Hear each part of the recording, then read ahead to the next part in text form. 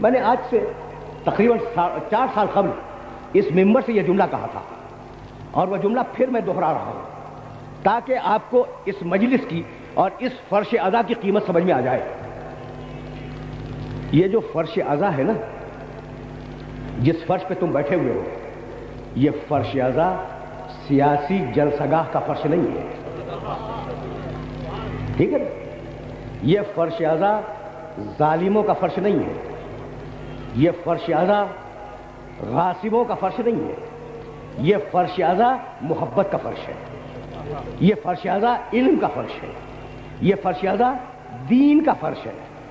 بانی مجلس کوئی ہو، میرے جملے کو یاد رکھنا، بانی مجلس کوئی ہو، بانی مجلس نے جب فرش عزا بچھا دیا تو اب وارث عزا بانی مجلس نہیں ہے، وارث عزا وہ بی بی ہے جس نے چکی پیس کے حسین کو پالا تھا۔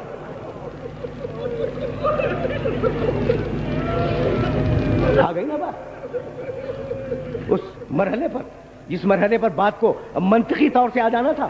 تو اب میرے جملے سننے والوں کے ذہن میں محفوظ ہو جائیں۔ بھائی سنو، یہ جو اتنے ہزار افراد تشریف فرما ہے، یہ کیوں جمع ہے؟ انہیں میں نے کیا ذاتی طور پہ دعوت دی ہے؟ کیا پاک محرم ٹرسٹ کے اراکین، محترم اراکین نے ذاتی طور پر ان سب کو بلایا ہے؟ خدا کی قسم نہیں، خدا کی قسم نہیں۔ یہ تم جمع کیوں ہو؟ یہ کیوں بیٹھے ہوئے ہو یہاں پر؟ تو بتاؤ بھائی، سننا اور میرے جملے کو ذہن میں محفوظ رکھنا۔ یہ اتنے سارے لوگ جمع کہاں سے ہو گئے؟ پہلی محرم کو یہ ہزاروں ہزار افراد کیوں بیٹھے ہوئے؟ تو بتلاؤں تاریخ کے 2 واقعے۔ جب خانہ کعبہ بن کے تیار ہوا تو ایک مرتبہ قرآن نے آواز دی، ابراہیم سے کہا، ابراہیم نے خانہ کعبہ بنایا، اور ایک مرتبہ آواز دی وَأَذِّن لِلنَّاسِ بِالْحَجِّ، ابراہیم تم نے خانہ کعبہ تو بنا لیا، ابراہیم بن گیا نا خانہ کعبہ، تو اب ایسا کرو کہ لوگوں کو دعوت دے دو حج کرنے کی، لوگوں کو پکارو، لبیک کہیں حج پہ آنے کے لیے، تم دعوت دو وہ لبیک کہے۔ تو ایک مرتبہ ابراہیم نے آواز دی ہلمبو الی الحج، لوگوں حج کے لیے آؤ۔ تاریخیں لکھتی ہیں کہ وہ جو اپنے باپ کے صلب میں ذرہ تھے، وہ جو اپنی ماں کے پیٹ میں جنین تھے، وہ جو عالم ارواح میں تھے، ان سب کے کانوں تک ابراہیم کی آواز گئی ہلمو الی الحج، اور جس نے کہا لبیک وہ آج حج کو جاتا ہے، اور جس نے وہی کہہ دیا کہ ہم انٹرسٹڈ نہیں ہیں، لا لبیک، تو اس پر حج کی نوازشیں ختم ہو جاتی ہیں۔ تو میں کہنا کیا چاہ رہا ہوں؟ کہنا یہ چاہ رہا ہوں کہ ماؤں کے بطن میں، باپوں کے صلب میں، عالم ارواح میں جس نے ابراہیم کی آواز سنی اور لبیک کہا، اسے حج کی سعادت نصیب ہوتی ہے۔ یہ ایک واقعہ، اور دوسرا واقعہ تاریخ کا اتنا ہی انوکھا، جب میرے مولا نے آواز دی حل من ناصر ینصرنا،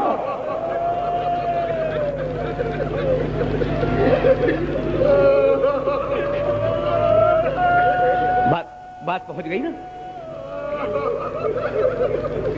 بات پہنچ گئی نا میرے محترم سننے والوں تک۔ حل من ناصر ینصرنا، ہے کوئی میری مدد کرنے والا؟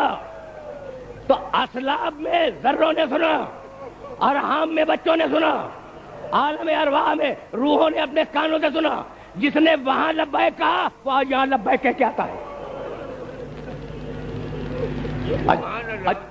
اجرکم اللہ، اجرکم اللہ۔ بھائی میں کیسے اپنے سننے والوں کی خدمت میں عرض کروں، لیکن کچھ جملے میں کہوں گا، اور انہی جملوں سے مجھے آگے جانا ہے۔ کردار بشر اور قرآن، میرا عنوان تو ذہن میں ہے نا میرے سننے والوں کے، کردار بشر اور قرآن۔ یہ کردار بشر اور قرآن دونوں ذہن کے اندر محفوظ رہے۔ تو اب حل من ناصر ینصرنا کی آواز پر جس نے بھی اس وقت لبیک کہی، آج وہ مجلسوں میں آتا ہے، جلوسوں میں آتا ہے، اذان میں شرکت کرتا ہے۔ نہیں، اب میرا جملہ سننا۔ جب حسین ابن علی رخصت آخر کے لیے سجاد کے خیمے میں آئے تو جانتے ہو کیا وصیت کی؟ سجاد بلغ لشیعتنا السلام۔ سجاد اب میں آخری رخصت کے لیے آیا ہوں، اب میں جا رہا ہوں، اب میں زندہ واپس نہیں آؤں گا، میرے سارے چاہنے والوں تک میرا سلام پہنچا دینا. میرے دوستوں، میرے عزیزوں، یہ باتیں اپنے ذہن کے اندر محفوظ رکھتے جانا. بلغ لشیعتنا السلام. فقط 2-4 جملے کہوں گا اور 2-4 جملوں کے بعد میں اپنے موضوع کی طرف چلا جاؤں گا. سجاد، میرے شیعوں کو، میرے چاہنے والوں کو، میرے دوستوں کو سلام پہنچا دینا. میرا کون سا ایسا پڑھا لکھا سننے والا ہے جسے یہ نہ معلوم ہو، توجہ رکھنا، جسے یہ نہ معلوم ہو کہ سلام کرنا مستحب ہے، جواب دینا واجب ہے. بات پہنچ گئی میرے سننے والوں تک. سلام کرنا مستحب ہے، جواب دینا واجب ہے.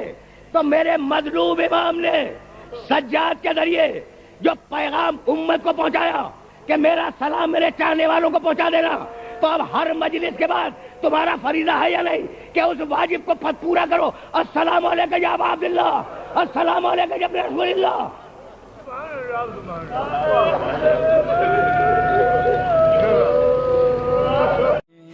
زمانے میں بچھا فرش عزا چاروں طرف